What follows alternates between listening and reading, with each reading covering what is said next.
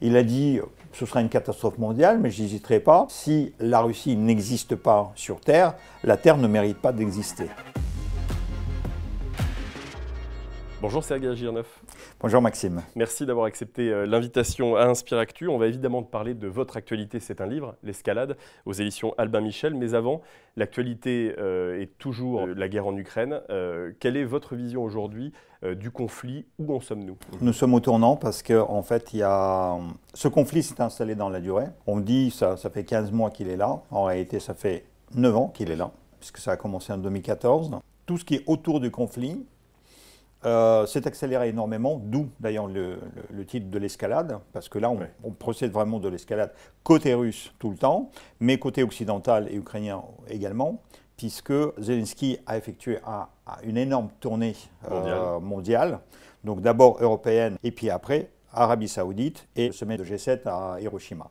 Et donc là, il y a eu aussi énormément d'accords, les promesses maintenant de livrer les avions, les fameux F-16 américains, par d'autres pays, mais avec l'accord des États-Unis. Et avec la France aussi, puisqu'on l'a entendu pendant la dernière interview d'Emmanuel Macron sur TF1, la formation des pilotes ukrainiens en France, nous pour l'instant pas d'avion, mais en tout cas une formation. La France est très discrète en fait sur ce net, parce qu'il y a aussi le renseignement, il y a d'autres équipements qui sont livrés, il y a l'aide financière qui est livrée, mais c'est vrai que ce qui est important au dernier temps, c'est la formation des pilotes ukrainiens en France. Le 9 mai, tous les ans, on s'attend à quelque chose, parce que c'est une date importante pour la Russie. Je trouve que vous avez été assez critique par rapport à cette année. C'était encore moins bien que l'année dernière, en fait. L'année dernière, ils ont réussi quand même à faire un vrai défilé militaire. C'est un Esterikiki, il n'y avait pas de char du tout. Il y avait un seul char, T-34, qui était le principal char soviétique pendant la Deuxième Guerre mondiale. Et donc, c'est pour vous dire que, en fait, Poutine, qui disait toujours qu'il possède des armes énormes, etc. En revanche, le discours Rikiki, 10 minutes, parade aérienne annulée comme l'année dernière, mais quand même un break diplomatique parce qu'il a réussi cette année d'avoir 7 personnalités autour de lui.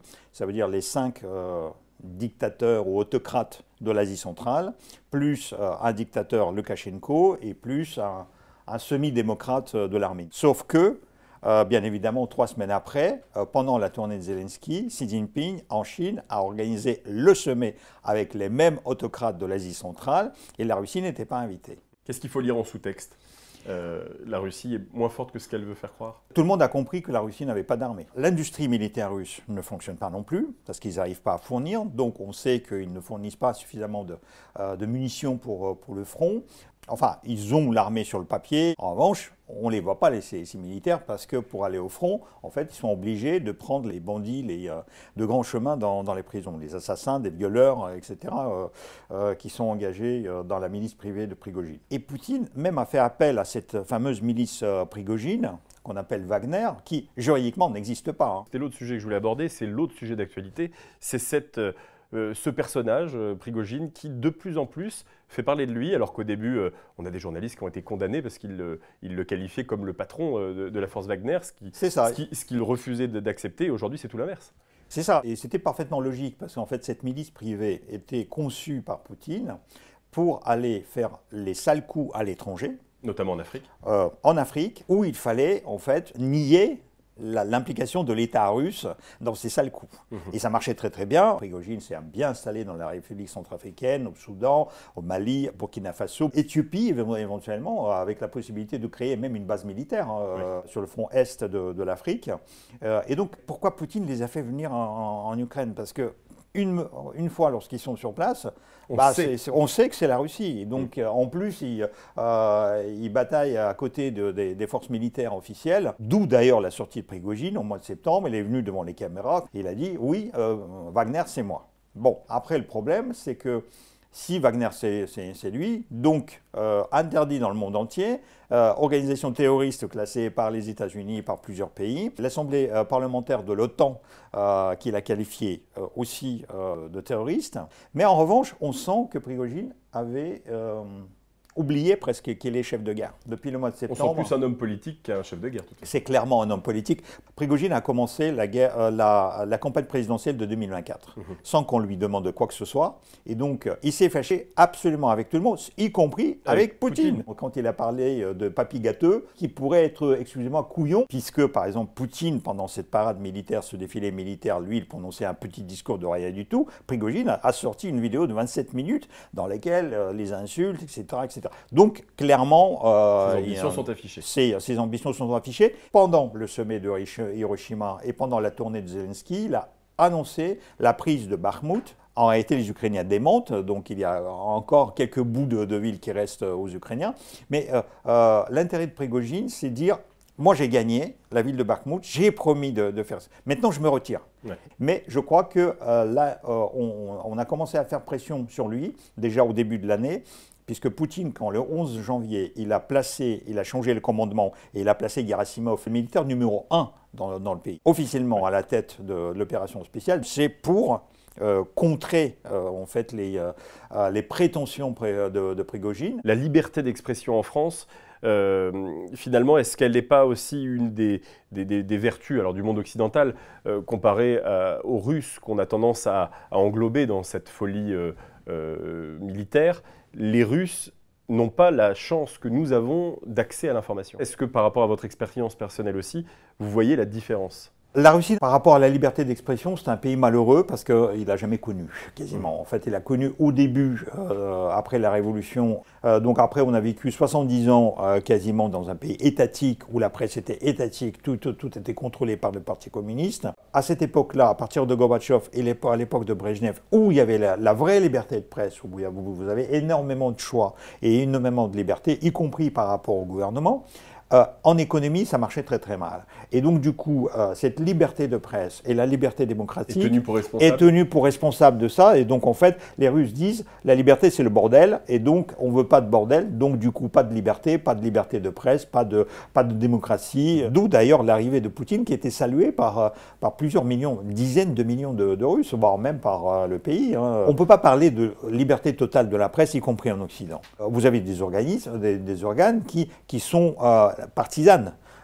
Mais la liberté de presse, c'est d'avoir plusieurs organes qui sont partisanes, et donc chacun est partisan de quelque chose, et en fait c'est l'ensemble qui donne la liberté de presse. Ça veut dire que vous avez des groupes de pression, on parle de Bolloré, en fait, qui ont leur chaîne, et donc on dit, voilà, eux, ils exercent en fait un monopole sur leur chaîne, mais sauf la multiplicité permet de choix ou de l'offre médiatique fait que finalement c'est la liberté qui fonctionne. Parce qu'on le voit, il y a quand même des jeunes au début du conflit, alors peut-être moins maintenant, mais qui allaient dans la rue manifester, donc ils arrivent à être informés et savoir ce qui se passe. La Russie n'est pas coupée. En fait, ce que Poutine n'a pas compris, que nous vivons au 3e millénaire, que le monde est relié. On ne peut pas couper l'Internet comme on le faisait avec les médias en Union soviétique. Même en Union soviétique, il y avait le samizdat, cette fameuse circulation de la littérature interdite, chassée, pourchassée par le KGB, mais ça circulait pas mal. Moi, j'ai vécu dans la ville de Leningrad, ville fermée, le Silicon Valley soviétique, où il y avait les ingénieurs, et donc, en fait, cette littérature, on l'a laissée circuler, le KGB l'a laissé circuler, parce qu'il avait le choix, soit de les mettre tous en prison, mais à ce moment-là, il n'y aura pas de défense, il n'y aura pas de l'espace, soit de faire circuler, enfin de fermer les yeux sur la circulation. Du coup, les Russes ont les moyens de connaître et de savoir ce qui se passe. Parfois, leurs médias sont sur les sanctions, mais on peut utiliser les VPN, donc on peut contourner ces sanctions. En revanche, le problème, c'est qu'il y a quand même quelques dizaines de milliers de Russes qui sont nostalgiques de l'ancien régime, qui ne veulent pas savoir. Le problème de la liberté, c'est que vous avez la responsabilité d'assumer votre liberté. C'est plus facile pour certaines personnes de dire c'est l'État paternaliste qui nous oblige quelque chose. Certains Russes, par exemple, aussi, ne veulent même pas savoir qu'un tel conflit existe en Ukraine, que Poutine est un dictateur. Enfin, il n'est pas dictateur, en réalité, il est un autocrate. À suivre donc pour l'actualité vraiment russe. On va parler de votre livre maintenant, L'Escalade, aux éditions Albin Michel, je l'ai dit. Est-il vraiment fou? Alors, le mot est un peu galvaudé, c'est vrai que depuis le début du conflit ukrainien, on se pose la question de la santé de Vladimir Poutine, de sa santé mentale. Vous, je trouve que vous avez une hypothèse qui est un peu plus resserrée sur une bulle de folie dans laquelle il serait et dans des mensonges qui viendraient de lui et des personnes qui l'entourent et auxquelles il croirait lui-même. Il n'est pas fou dans le sens médical, je crois.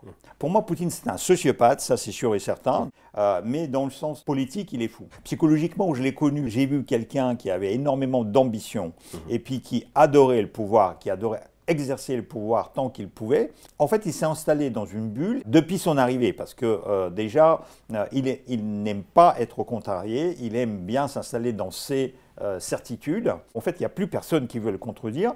Donc, on ne sait même pas si on lui annonce des choses désagréables. S'il est au courant lui-même de s'il est au courant de tout ce qui se passe. Et en fait, Zakharova, le porte-parole du ministère des Affaires étrangères, ment. Peskov, le porte-parole de Kremlin, ment. Tout le monde ment. Et donc, il a fait une faute, ce que j'ai expliqué déjà dans mon livre précédent, L'Engrenage, l'année dernière, en commençant cette guerre. Et là, il s'est installé dans le déni quasiment, parce que à 4 ou 3 reprises, il est sorti devant les caméras en disant « tout va comme prévu ». Bah, attendez, si tout va comme prévu, ça veut dire qu'il a prévu d'aller jusqu'à Kiev et puis de se retirer. Il a prévu de se retirer de Kharkiv, de se retirer de Kherson. Il a prévu d'assassiner des dizaines de milliers de civils, de perdre presque 200 000 soldats morts russes, plus les blessés. C'est un suicide d'ailleurs politique aussi. C'est un suicide militaire. Il n'y a aucune solution pour lui de s'en sortir enfin, la Russie, on imagine très mal comment elle pourra gagner de façon triomphante, comme vous l'avez dit. Ça n'aura aucun rapport avec ce qu'il avait prévu au départ, de toute façon. Il n'y a aucune sortie possible positive pour Poutine aujourd'hui. Voilà, vous avez dit positive, parce que des sorties, il y en a. Il peut venir au Kremlin aujourd'hui devant les caméras et dire « j'arrête la guerre, je me retire, je m'excuse devant les Ukrainiens et je me livre à La Haye puisqu'il y a un mandat d'arrêt international contre lui à La Haye ». Voilà, c'est une solution. Mais c'est inenvisageable aujourd'hui. Non, non, bien évidemment, parce qu'en fait, Poutine ne reconnaît jamais ses fautes. Et donc, il y a une autre solution qu'a choisi Adolf Hitler, de se tirer une balle dans la tête. Mais Poutine ne pourra pas le faire. Parce que c'est un lâche en fait, Poutine, je l'ai dit à plusieurs reprises. C'est pour ça d'ailleurs, il joue l'effort, mais en réalité c'est quelqu'un qui est très faible et il compense psychologiquement, il fait semblant d'être fort. C'est là où il est dangereux en fait. Et c'est là où il est dangereux. Le fameux journaliste américain Thomas Friedman, triple prix Pulitzer, qui a sorti un article dans lequel il disait « Poutine, c'est le fou le plus dangereux de la Terre ». Et donc là, j'étais très content parce que dans mon livre « En l'engrenage », j'ai qualifié la dernière phrase « Poutine, c'est l'homme le plus dangereux sur la Terre ». Est-ce que ça doit nous inquiéter, finalement, que Poutine, un jour, se retrouve vraiment seul? Ça, c'est la grande théorie d'Emmanuel Macron. C'est pour ça qu'Emmanuel Macron a passé 100 heures avec Poutine au téléphone. Il ne le fait plus aujourd'hui? Il ne le fait plus parce qu'en fait, même lui, il a compris que ça ne servait à rien. L'idée, en fait, c'est, vous savez, c'est comme dans les films américains, vous avez un fou qui prend en otage, un forcené, comme on dit dans les médias, prend en otage quelques personnes. Et donc, il y a un négociateur du FBI, Bruce Willis, qui arrive et qui passe son temps à négocier, donc à rappeler, à téléphoner, ne jamais couper le fil, etc., pour lui parler. Donc même lui, il a compris qu'en fait, il est perdu déjà, Poutine. L'escalade, c'est ce que vous dites, et le nucléaire fait une grande place dans ce livre. Est-ce que cette dangerosité, finalement, elle n'est pas jusqu'à ce point-là? C'est-à-dire qu'il y a un côté suicide, vous en avez parlé. Est-ce qu'il pourrait aller jusqu'à se suicider avec tout le monde, finalement? Ouais. C'est ce qui découle clairement de ce qu'il a dit, de ce qu'il a fait depuis déjà 2018, parce que la première fois, en 2018, il a parlé du suicide par le nucléaire. On lui a posé les questions, mais vous savez, si jamais il y a un conflit, si jamais la Russie est attaquée par le nucléaire, est-ce que vous hésiterez d'appuyer sur le bouton? Il a dit, ce sera une catastrophe mondiale, mais je n'hésiterai pas. Et de toute façon, si la Russie n'existe pas sur Terre, la Terre ne mérite pas d'exister. C'est un discours presque djihadiste. Poutine a inventé une nouvelle doctrine militaire et nucléaire, et donc il a théorisé ça, la désescalade par l'escalade. Truman a fait en 1945 Hiroshima, Nagasaki, donc il s'est dit, voilà, les Japonais sont vaincus, mais clairement on mettra 6 mois ou 8 mois encore pour venir à bout, on perdra peut-être 100 000 vies de GIs américains, et donc là on leur balance 2 bombes atomiques sur la tête. La première, ils n'ont pas compris, la deuxième, ils ont compris, ils ont tout de suite capitulé. Depuis 15 mois, il nous fait une sortie nucléaire, une par semaine au moins.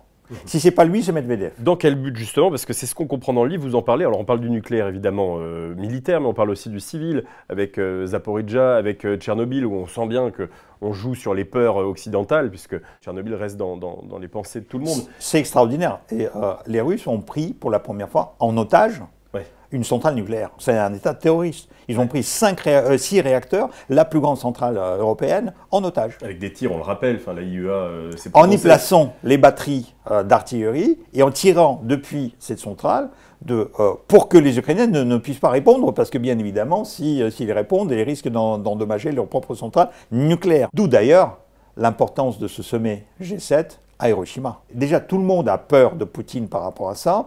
Personne ne veut de ça, même si le conflit en Ukraine, soit il y a les gens qui s'en foutent, soit il y a les gens qui en profitent. L'Inde et la Chine en profitent à mort. Parce que, comme il y a les sanctions occidentales, donc il y a les exportations-importations qui sont en fait douces, grises, noires, et qui sont installées. 1000 mètres cubes de gaz en Europe coûtent actuellement entre 1600 et 1800 euros les 1000 mètres cubes. Les Chinois achètent ça aux Russes pour 140 euros. 10 fois moins. 12 fois moins. Ils achètent, mais il y a tellement qu'ils n'en veulent plus. Mais actuellement, nous avons la guerre froide entre la Russie et la Chine. Parce que Poutine voulait que Xi Jinping vienne à Moscou pour montrer que Poutine n'est pas seul, etc., etc. Et là, il est en train de se fâcher avec la Chine. Quand il y avait la visite du ministre de la Défense chinois à Moscou, au mois d'avril, donc aussi, chose importante pour Poutine, Poutine fait quand même, met en état d'alerte toute la flotte du Pacifique russe, y compris avec les forces nucléaires. C'est la première fois. On était au DEFCON 1 russe pour la première fois de tous les temps. Mais ça n'a pas marché. Et donc, limogeage du chef de cette flotte. Mais les Chinois n'ont pas aimé non plus. Le ministère des Ressources naturelles de Chine a compris que Poutine ne peut absolument rien faire, ne peut bouger. Et donc, du coup, il commence à profiter les pions, profiter au maximum. Et donc là, elle publie une nouvelle carte de Chine dans laquelle, sur 1 million de kilomètres carrés du territoire russe, toutes les villes russes sont nommées avec les vieux noms chinois. La ville de Vladivostok, Wanshenvei, en chinois, va devenir le port interne de transit chinois. Sergueï Girnov, on va parler un petit peu de vous aussi, puisque la légitimité que vous avez à écrire ce livre et ces livres et à passer sur tous les plateaux de télé, comme on vous voit depuis le début de ce conflit en Ukraine, depuis cette invasion, c'est que vous êtes russe de naissance, vous avez vécu en Russie, vous avez travaillé pour le KGB, vous l'avez dit tout à l'heure.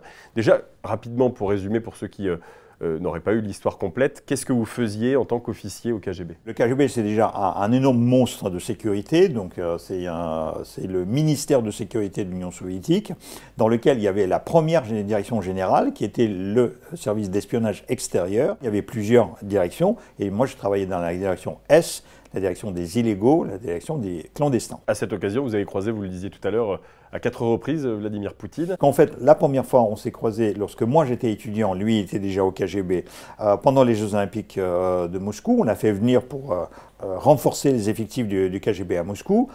Et moi j'ai eu une conversation avec un Français avec lequel on a bavardé 2 heures. Ça a paru malheureusement suspicieux et suspect aux yeux de mes supérieurs. Donc du coup ils ont rappelé le KGB. Au KGB j'ai été interrogé par Poutine. 4 ans plus tard, 1984, on rentre à la même année dans l'Institut Andropov, l'Institut du Drapeau Rouge, qui forme les espions.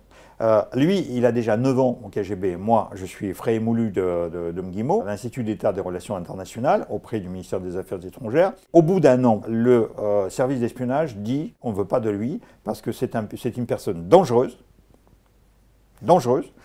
parce que émotive, et sous le coup de l'émotion, il risque de prendre des décisions spontanées qui sont dangereuses pour lui et pour le service. Et donc, on n'en veut pas. Vous avez compris. Maintenant, il a le bouton nucléaire. Une personne dont le KGB n'a pas voulu. Ma dernière mission était d'infiltrer l'ENA, l'École nationale d'administration. J'étais le premier soviétique à entrer à l'ENA. Malheureusement pour le KGB et heureusement pour moi, le KGB a disparu au mois d'octobre 1991. Le Parti communiste interdit et l'Union soviétique s'est disloquée en décembre 1991. Et j'en ai profité de ça pour quitter le service. Mais justement, comment ça se passe? Comment on renie ce pourquoi on a toujours été travailler même, et comment on s'adapte à une nouvelle vie ici en France? Déjà, on s'adapte très très bien parce qu'on est espion, on est formé pour ça, on est choisi pour ça. Donc, c'est les personnes qui savent s'adapter. C'est ça la première qualité d'un espion. En réalité, moi, j'étais anti-soviétique à partir de l'âge de 14 ans. J'adorais les relations internationales, l'histoire, les langues étrangères. Donc, j'ai été obligé de jouer le truc. Je l'ai très très bien joué, y compris au niveau idéologique, politique. J'ai eu des responsabilités dans la jeunesse communiste, ce qui m'a permis de faire cette carrière, de rentrer au KGB. C'est lui qui a disparu. Moi, j'ai rien demandé. Le Parti communiste interdit, je lui ai rien demandé. L'Union soviétique a disparu. Comme ils sont tous disparus, j'ai plus aucune obligation envers tous ces éléments. Et donc, je me suis retrouvé en liberté. D'ailleurs, à l'époque, il craignait que tous les membres du KGB, police politique, seraient interdits de plusieurs professions, politique, journalisme, enseignement, etc. Ça s'est pas passé comme ça. Le KGB était un exécutant du Parti communiste sous Staline, Khrouchtchev, Brezhnev, etc., jusqu'à Gorbatchev. Et avec Poutine, c'est le KGB qui est au pouvoir. Justement, est-ce que vous avez eu peur à un moment donné des représailles possibles? La Russie a déjà, en dehors de son sol, supprimé des personnes qui l'a dérangé. En dehors de son sol et sur son sol, parce que Navalny a été empoisonné sur le sol. Il y a eu toute une série de morts suspectes, y compris le dernier temps. Plus d'une trentaine, d'ailleurs, j'ai consacré un chapitre entier à énumérer toutes ces morts. Moi, je n'ai pas peur de ça, tout simplement parce que, d'abord, j'ai été choisi pour ne pas avoir peur. Le KGB choisit bien ces éléments. D'ailleurs, je l'ai raconté dans mon livre autobiographique. Ce n'est pas vous qui venez pour vous proposer au KGB, c'est le KGB qui vient vous choisir. Dans mon cas, ils m'ont obligé de travailler pour eux. Donc c'était une contrainte. C'est pour ça d'ailleurs j'en ai profité de la première occasion venue pour m'en débarrasser. Et quand ils ont voulu me faire revenir vers le service, je n'ai pas voulu. Donc ça a créé un broglio et j'étais obligé de m'expatrier en France. Bien évidemment, l'exil, pour n'importe quelle personne, c'est une rupture. Parce que vous avez fait la vie dans un pays, puis après vous passez dans un autre. Souvent vous ne parlez pas la langue, vous ne connaissez pas la culture, vous n'êtes rien, donc vous commencez au bas de l'échelle. Pour moi, ça ne s'est pas passé comme ça, puisque je connais la France depuis plus de 40 ans, autant qu'en Russie, voire même plus. C'est mon deuxième pays. J'ai fait mes études ici, j'ai vécu ici, je suis bien introduit dans le même métier que je rêvais faire en Russie. Après, bien évidemment, il y a un peu de danger. Mais comme je disais toujours, en fait, dans tous les métiers d'espion, la seule protection, dans tous les métiers de l'ombre, la seule protection, c'est la lumière. Donc là, vous m'avez mis sur la lumière. Merci à vous, Maxime, encore une fois, parce que ça sert à me protéger. Parce qu'en gros, en fait, s'ils me tuent, ça leur coûtera plus cher en retombées négatives médiatiques que s'ils me laissaient faire. Merci beaucoup, Sergueï. Merci.